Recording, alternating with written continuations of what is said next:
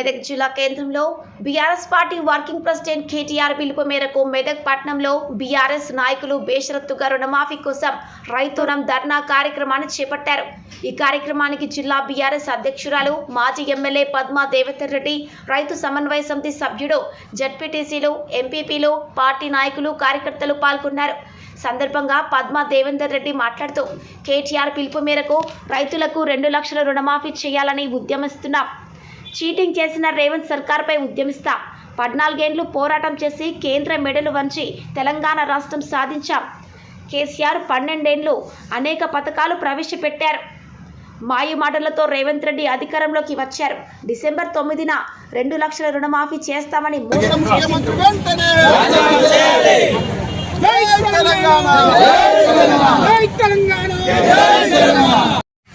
ఇప్పుడున్న ముఖ్యమంత్రి గారు ప్రతి దగ్గర వెళ్ళి మాట్లాడేటప్పుడు ఆయన ఫస్ట్ చెప్పిన మాట ఒకటి, డిసెంబర్ 9 నాటికి 2 లక్షల రూపాయల రైతు రుణమాఫీ తాటిపైన చేస్తా అని చెప్పారు. అందరికీ తెలుసు, డిసెంబర్ 9 వచ్చింది, మాటలలో మిగిలిపోయింది.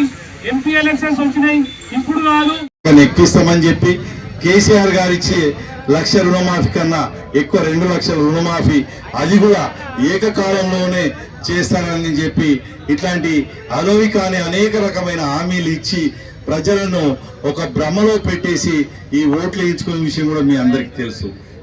పనిచేస్తానో అధికారం లేకుండా ఆ విధంగానే పనిచేస్తానని చెప్పి నిరూపించాడు.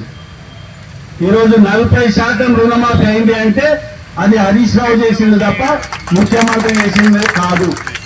అది మనం చెప్పడం కాదు, సాక్షాత్తు రాష్ట్ర ముఖ్యమంత్రి చెప్పుకుంటున్నాడు.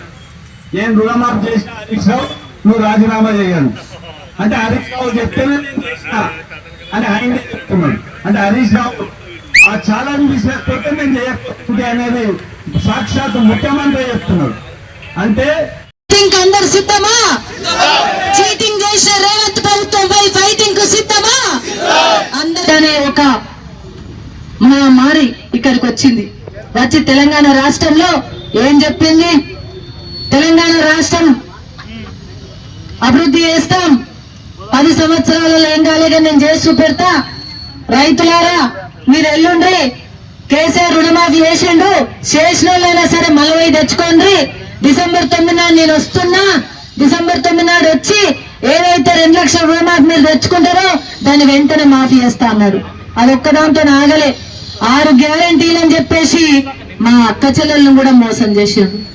అక్క చెల్లెళ్ళు మా గౌరవ కేసీఆర్ గారు ఇచ్చిన పెన్షన్ తోని 200 పెన్షన్ 26,000 కోట్లు క్యాబినెట్ కు వచ్చేసరికి ఎంతైనాయి? 26,000 కోట్లు. ఆ 26,000 కోట్లు ఫీల్డ్ కి వచ్చేసరికి ఎంతైనాయి? 17,000 కోట్లు అయినాయి. 17,000 కోట్లు బ్యాంకులో జమ ఖాతా ఎంత వరకు ఎంతకు వచ్చినాయి? 7,000 కోట్లు. 7,000 కోట్లు కేసీఆర్ ఒక్క రైతు బంధు మీద ఇచ్చిండు. ఒక్క బంధు మీద 9,000 కోట్ల రూపాయలు ఇచ్చిన ఘనత కేసీఆర్. అట్లాంటిది ఎన్నిసార్లు ఇచ్చింది మన కేసీఆర్ సార్? 17 సార్లు రైతు బంధు, ప్రతి పంటకు 2 సార్లు 7,000 కోట్లు, 8,000 కోట్లు.